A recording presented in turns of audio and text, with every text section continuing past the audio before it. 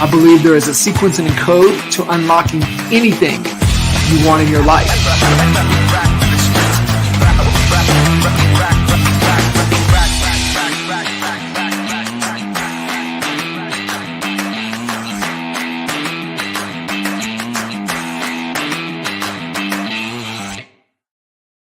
What is going on, everybody? Thank you guys for tuning in to another episode of the Coach Code podcast.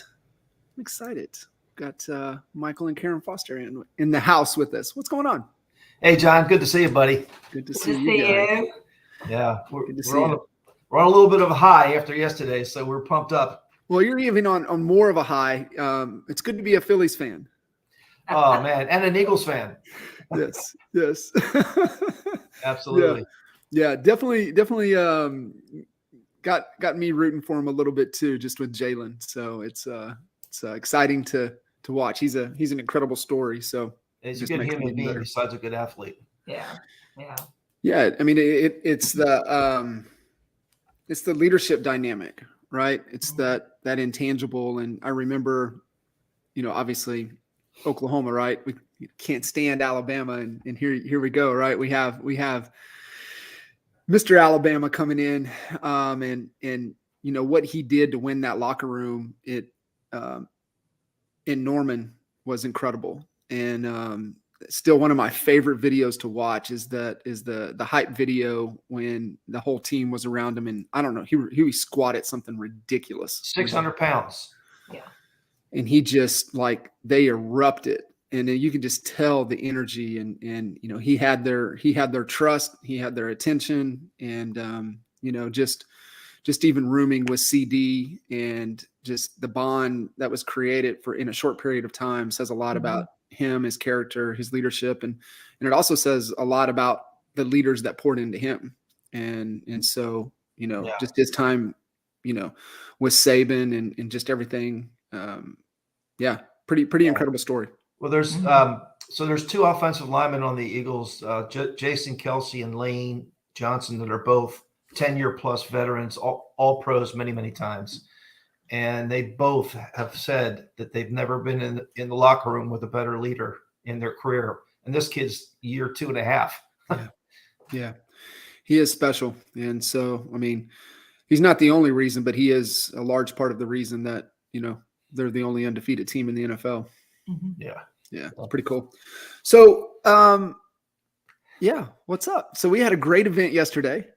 Yes, sir. We had an awesome event yesterday. Yeah. Really good. Yeah. So kind of leading up to that, we've got a lot of people, a lot of agents out there. I mean, there's a lot of events. Mm-hmm. And, I was talking with Al, as we were getting ready for Agent to CEO in Cleveland. I said, man, there's event fatigue. Mm-hmm. And so, looking at events moving forward, and I know it's been a big commitment for you guys this year, even the last year, right? I think we're coming up on, I was there last year. So we're coming up on a year of commitment to events. Mm-hmm. What are you starting to see from an event perspective, that some do's and don'ts and key takeaways? I know you guys tend to be overly, not hard, but very okay, what did we learn here? How can we improve? How can we get better? Which is a huge takeaway in itself, right? For everybody listening in, it's not a failure. You should get excited. What did we learn? What are we going to improve upon for next time? So for you guys, what are you seeing kind of takeaways over a year of running these value-added events? Well, I think the first thing is we're not calling it mastermind. Anything we do, it's event, experience, series, whatever, is not a mastermind. That to me is COVID, and we're out of COVID, and mastermind is out of our vocabulary. Yeah. So that's one thing. And then this event that we had, I think what makes it unique is cross brokerages. We're not trying to get people to come and partner with us. What we're trying to do is just help other agents succeed and be better. And by doing that, by bringing these national speakers, you were here a year ago, you were our first one.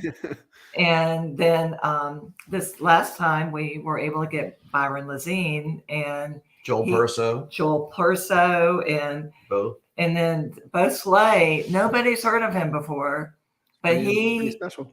he was at the very end and people stayed, and You could hear a pin drop when he was talking.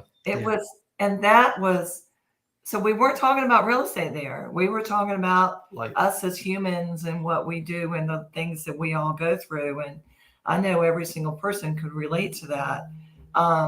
So it's not just, what can real estate agents or recruiting or anything like that. We're trying to make all of us better. Yeah. But a more direct answer to your question, which all that is part of, is part of our follow-up is rate our event. What did we do well? What did we not do well? What would you like to see us focus on the next time? Would you be coming back? Did you get enough out of this event? What was the one thing that you felt was the most important to your business that you got out of this? All things that you kind of coached us to do. And we've done that. And each time we got feedback on about 15% of the people right there at the event. And we're following up today with our international assistant to get the survey out to, but find out what they thought, because what we think, that really doesn't matter, right? It's what they got out of it. And are they going to come back, or are they going to tell their friends next time to come? Because you know this better than anybody. These things are all about building momentum. And if you consistently do them as we have been, and people talk about it, we got some testimonials this time at the event, people telling us what they thought about their experience there. We can use that. So yeah, it's all about that stuff. Yeah, I agree. I mean, it's even like worth going to Greensboro. I mean, that's even better, right? That's a little bonus on top of it. You guys live in an incredible place. Yeah. Leading up to kind of everything, we'll come full circle here, but one of the things that I'm always fascinated to talk to, especially people in real estate, is the agents that have had long, successful careers in other industries, and able to pull and bring those insights to this, into this industry, into this business. And it was one of the key lessons that one of the many lessons we learned from Jay Abraham. And he would always tell us, right, that if you just do what people are doing in your industry, you'll only have incremental gains. But if you really want exponential gains, you have to look outside of your industry and what are people having success with, what's working, what are they doing, and how can you model that into your own organization, your own business. And that's where you have the exponential jumps and leaps. And so, Michael, for, your long career traveling the world, right? Like, Yeah. what are some of the things that you pulled, you've seen, you've been able to help, Karen and vice versa, and just how that's really, helped you guys get to where you're at? Well, it's a good question. And we talk about it, right? A lot. It's a couple things. It's, I went to events in Kuala Lumpur where this 350 unit luxury condominium complex was putting together a program with Calvin Klein when I was with Calvin Klein. And they put an event together to launch that. And they had all the civic leaders there, and they had all the political leaders there, and they had all the financial people there. And just watching and observing how they put that together and marketed it and promoted it, I mean, it was invaluable, because those people had certainly, the only affiliation to real estate was that it was a building that they were going to be selling units in, but it was really all about the hype and the connection of the various different vendors that they used there to build this luxury vision of what this place was going to be. So it was experiences like that. And then, I was at probably 60 home furnishing markets in my career, whether they were in High Point or Las Vegas or Shanghai or wherever. So planning and organizing and putting the pieces together for those kind of things, those experiences are just as applicable as putting together a real estate event. Yeah. Yeah. And I think too, also you can empathize with somebody getting out of their day to day and making a commitment to travel to, so it's one of those things, right?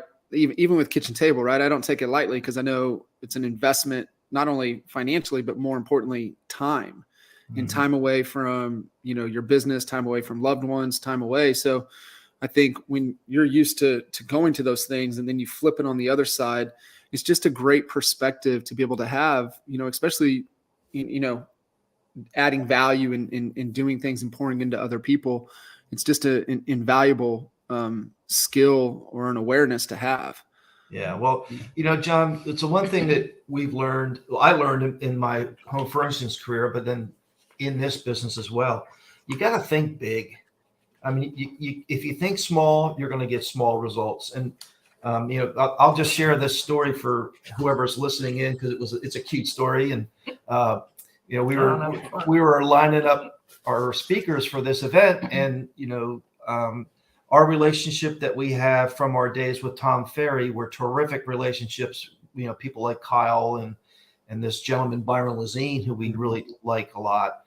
And so we're sitting around. I mentioned to Karen, I said, "What do you think about Byron Lazine?" And she says, "Oh, he'd be great."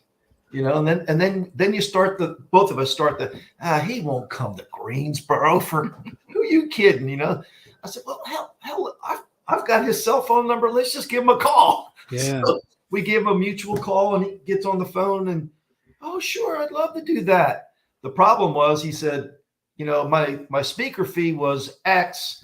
And it was dead silence on our end of the phone. Uh-oh. And he could sense it. And he says, "Well, if you kind of take care of my hotel and a few other things, we can do it for this." Anyway, bottom line is he came, and that's the value to this community here. They've never had somebody of a John Kitchen's caliber or a Byron Lazine, or even a Joel Perso. Joel knocked it out of the park too. He's fantastic. He was fantastic.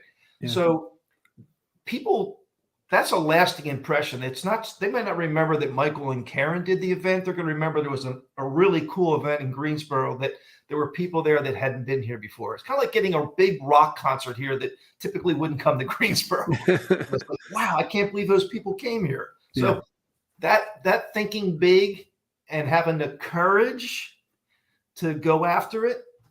Yeah. That's a big lesson learned for us. Yeah. And we almost didn't have our speaker because perseverance coming from Naples, and they were on the plane coming or getting ready to take off, and another plane was landing and both the tires blew out. So it shut down the entire airport. So and long story, he ended up getting here in the Raleigh, and we went and picked him up. You went and picked him up. But it also he showed to all of us, including all the other agents, his commitment. When he says yes, he follows through with it. And I think that is something we all could have took away from that as well, that he could have very easily said, "No, I'm not going to go to Greensboro," because right now he's in San Diego in another convention.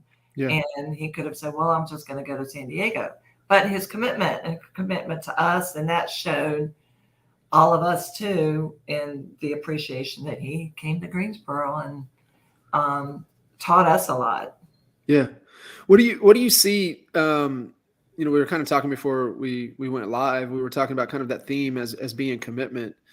What do you see as why it feels like it's rare? It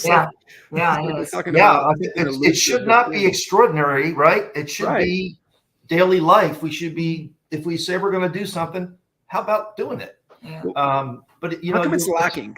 How come in from your perspective, how come you feel the commitment is lacking? So I think you can count on part of it being people just trying to please you by saying yes, they'll do it, and then they really don't have their heart in it. I think people don't have the foresight and the thought process to process what they're committing to be intentional about what they're committing to. And so they just make a verbal commitment, but they really aren't intentional about it. And then I think it's easy. We're so our society is so easy about letting people off the hook. Mm. You know, it's okay. Don't worry about it. You know, we'll get you next time. You know, it's no big deal. We're going to reach out to every single person. Karen's doing it this morning that didn't come and inquire why you weren't able to make it. Sorry that you didn't make it. And some of them may have a very good reason. Well, I think a lot of it too, and in real estate, we always go for that shiny object. We always go for that next thing, that next deal. And someone may have called that morning and said, "Oh, can I go see this house?" Or, "I want to list my house. Can you come talk to me?" Sure. Well, I just won't go here. I'll just go there.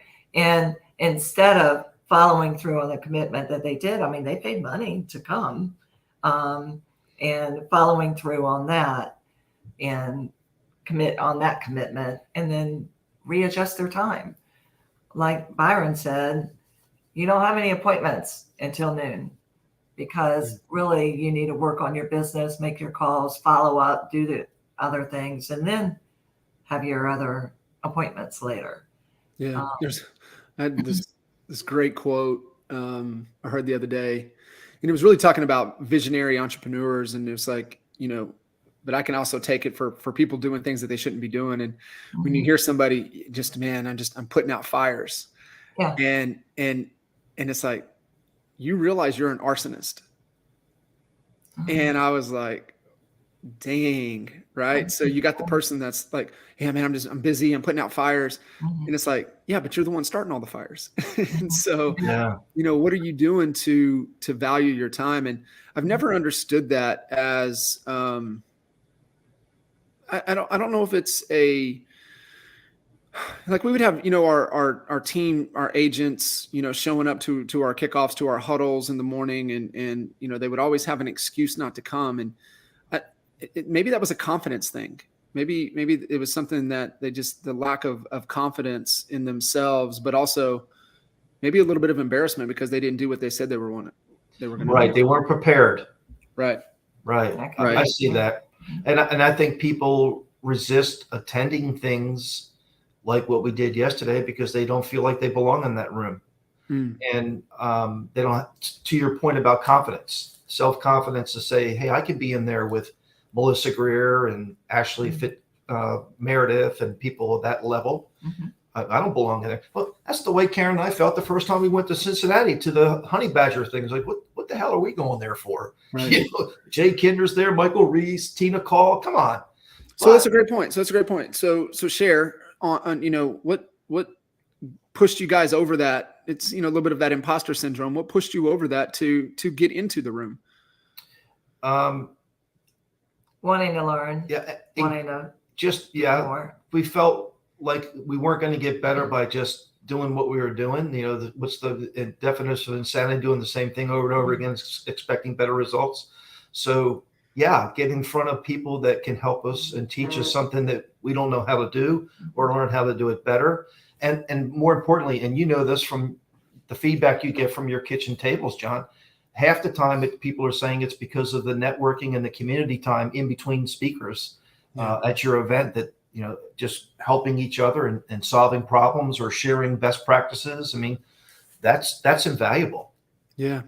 It's, Ed Milet talks about it, right? You want to get into those double digit rooms, meaning people that have been in an entrepreneurial space for X period of time. And, he talks about the 1 and 2 year rooms is all ego and everybody's trying to burn everybody down. And, you get into the 10, 15 and, like in the entrepreneurial game, for me, 20, 22, about to be 23 years. And so, it's different, right? I think back even in those earlier days, like I just wanted to burn everybody down. It's just like competition is we're just going to stomp on them. And now it's more flip to, how can we help? How can we add value? How can we, like, hey, here's a hand, just grab it. Let's go. If you really want that.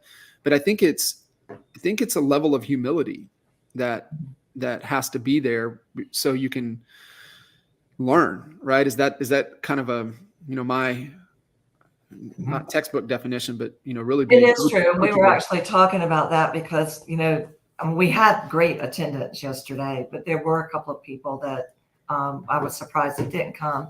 But what someone did say is a lot of times people, especially when you're in a local little area, you think, well, I don't need to go learn anything. I'm doing just fine. But there's always room to learn and grow. And that's that kind of mentality. Well, I don't need to learn anything. I'm doing okay. But what about that other guy that's doing 450 deals a year? How can you learn from him? Right. And sharing those ideas and sharing those successes and failures. I mean, why do something and fail where someone else has done it and they're telling you, yeah, and that's a really good point. Like yesterday, Byron, who's very successful, we're very impressed with his success. But he stood up there and talked about at the age of 19, he bought 2 properties, and by the time he was 24, he filed bankruptcy because he didn't do all the right things. And so his transparency and clarity of his, how he got started was helpful for everybody in that room, because they then can relate to Byron, that Byron's not this $300 million producer. Byron's a guy who struggled and had to, tie down his bootstraps and jump up just like they did. Yeah. Yeah. That's that element of trust, right? Authenticity, vulnerability, and, being able to do it over a stretch of time as well. Yeah. I want to kind of shift with kind of how you guys have structured from a business model perspective, and also, kind of the theme with the events, right? We're here to just pour into people. And I remember when we first started working together, we were really just trying to figure out what we wanted this to look like and what's the dynamic. And we talked a lot about, what's the vision? What does that really look like? And then how do we structure it? Kind of share a little bit, because not only the two of you working together as a partnership, but we also have Scott. Right, yeah. Right. Yeah. Exactly. And so when you have 3, dynamic, different, humans and personalities, and, where I believe it works is because you guys are all coming from that place of contribution. Yeah. But just talk to us a little bit here, for those out there, because it's like really really black and white with a lot of people. They're either pro partnership or they're way against partnership. Yeah. And so how do you guys kind of navigate that and really decided to come to that conclusion? Well, it really kind of started with a dream that Scott had, that we were all going to have a team and have a bunch of agents that we're going to partner with. But he didn't know how that was happening or what would happen. And so we try to, whenever we get off tangent, we try to come back to that. And that's everyone working together, whether they're partnered with us through EXP or whether they're in, XYZ brokerage, but we're all working together to help one another succeed. Yeah. And so we started out on a track of, we're going to just all give a bunch of leads to a bunch of people that might want to come join us. And frankly, that didn't work. So, I think that the proper way to answer your question is to start where we didn't succeed, because we want everybody to know, don't do this. But we thought it would work, but it didn't, because you can have a culture and you can have core values, but you can't make someone have a work ethic that you have anticipation of someone having. And we've found that many of the agents were just didn't take advantage. It was given to them and they took it for granted and they didn't work it.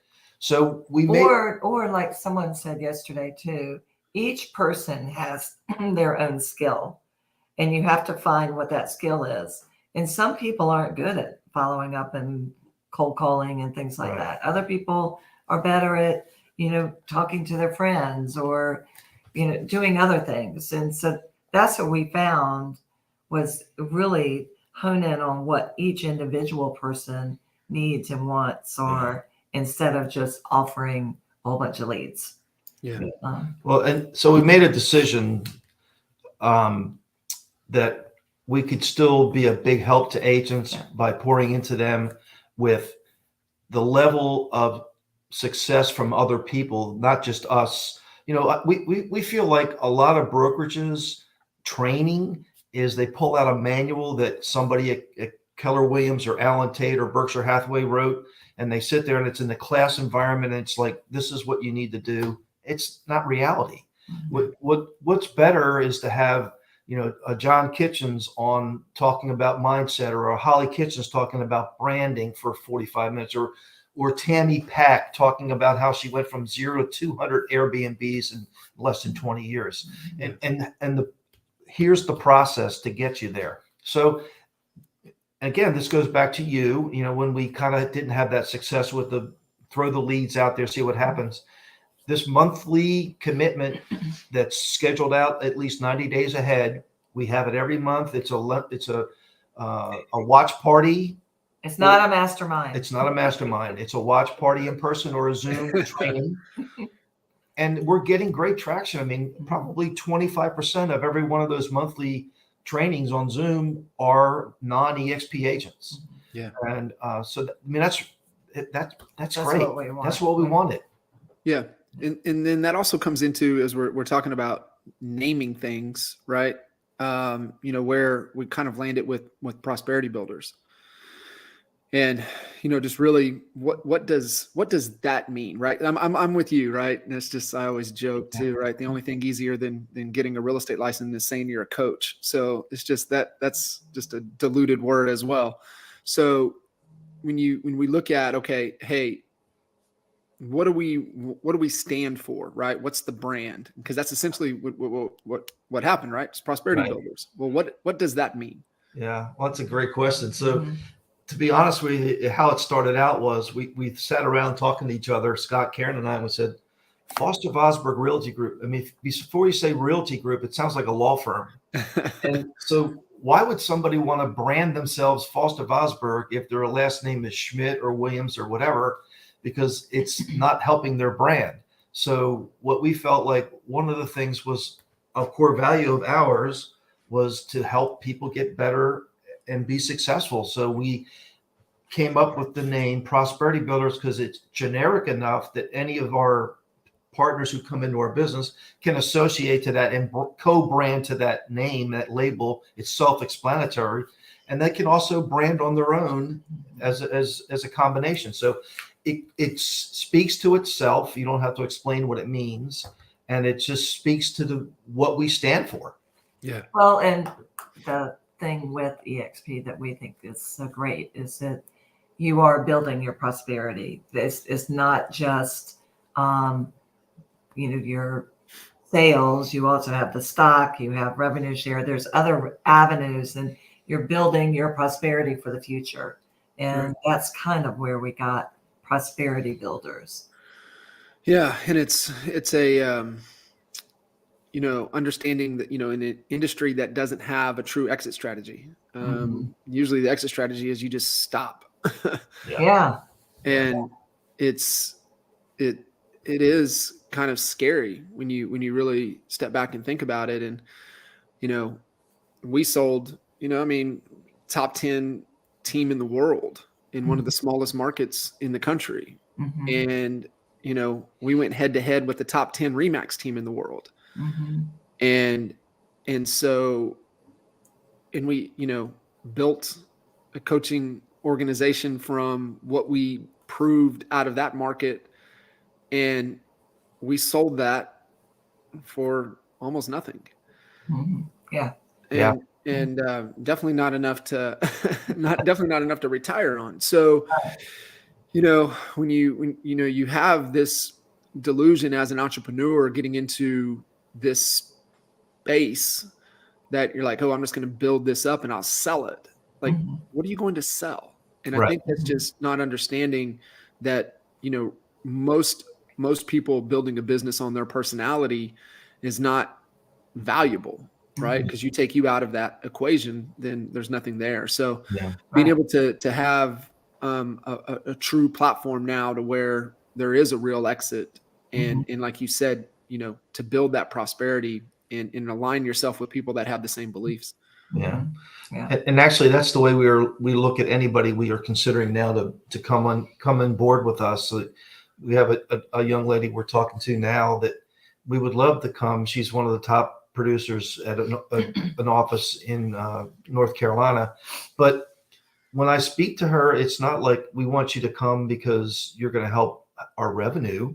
Yeah. It's because we feel like these are the things you're saying you need in your business, and we can bring you that. But also, there's so much that you can bring to us.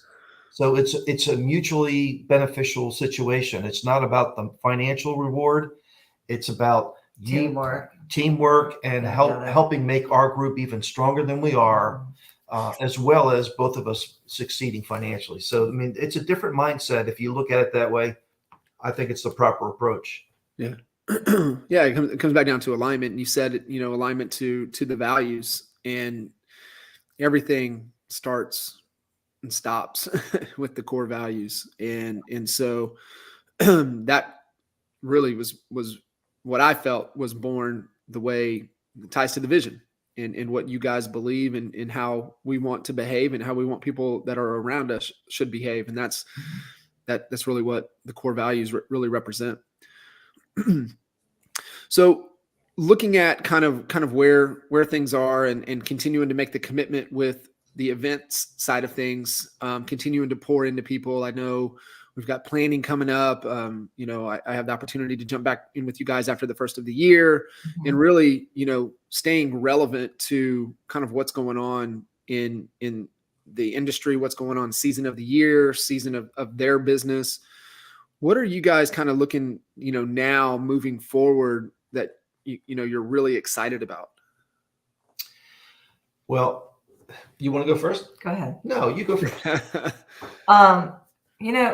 This event was really great, and it was really great because we got some national people, but we helped other people. I'm all about giving back, and if I can help anyone. And yesterday we got so many people saying, this was the best one you've done yet. Thank you so much for doing this. And that was rewarding, and it just made us feel good and made us want to do it even more.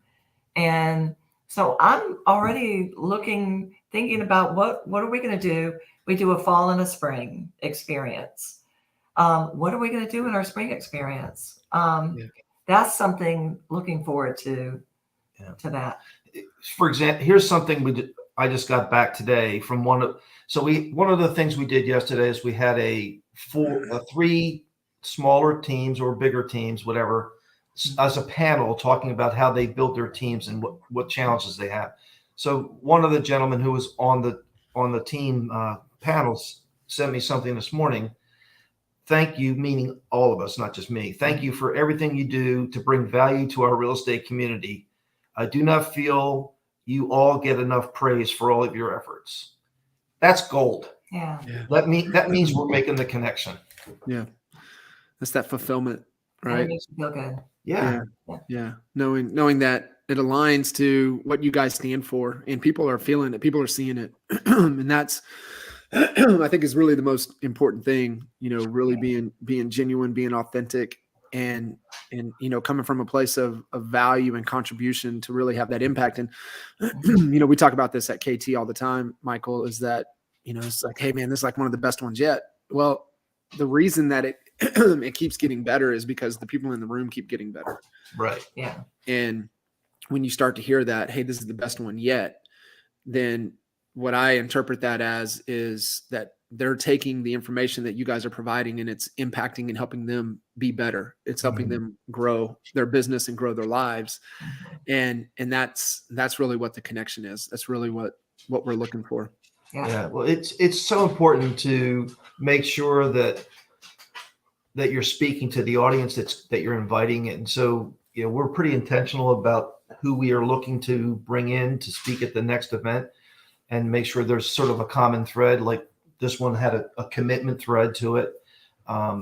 So that people want to come, not just because they think they should be there because Bob said you should come, but this is an area that I need to use to improve my business. Yeah. So that's how we look at it each time. Yeah. And I think, just even thinking through who you had speaking yesterday, you can learn this little thing here or this little thing there. You had Byron who, is in the space. You've got Joel who's been in the space, but he's really COO of a, rocket ship. Yeah. $5 million plus on their way to who knows where rocket ship organization. Right. And then you've got, Bo, who's just speaking life and leadership and dynamics and, $5 million company as well in the restaurant space. Right. So you're giving them different perspectives of what they need to be able to grow. And, truth be told, right. It's just like, you shared Byron's story. It's those failures and it's that growth personally, and then being able to pour into other people. I mean, it just comes back down to leadership. And so it's all, when you really boil it down, it really just comes back down to leadership, either leading yourself, leading others, and then creating those second and third levels of leadership. And just knowing Bo's story and knowing Joel's story, that's what they do. They, they lead themselves at a high level. They lead those around them, and then they're cultivating and growing the leaders. And I just see that resonating, with you. And that's what Prosperity Builders to me is all about. Yep. Love it. So if anybody listening in, they want to, tune in to the monthly experiences, or even I highly recommend going to Greensboro. They want to connect with you guys. What's the best way to be able to plug in and take advantage of the awesome trainings? And I know you've got a great one coming up in November with Daniel Beer. Yeah, it's the November one is, business planning for 23. And, as as a coach and us has been in this business for a while, a lot of agents just don't business plan. They just, hope the next lead comes in and make a sale. But the best way to do it is we have a site. If you go to prosperity-builders.com and /events, you'll be able to go see the lineup of our monthly trainings, as well as the first efforts toward our next spring of Prosperity Builders experience. So, yeah, highly recommend you guys, everybody tuning in to plug in. Just fantastic, world-class, presenters, people, humans that just come in from a place of contribution to add value. And it's you guys are a tremendous resource, and everybody should take advantage of it and plug in. Thank you, John. Appreciate that. It was great. Thank you. Awesome. Thank you, guys. We'll see you next time. All right. Take care. Bye.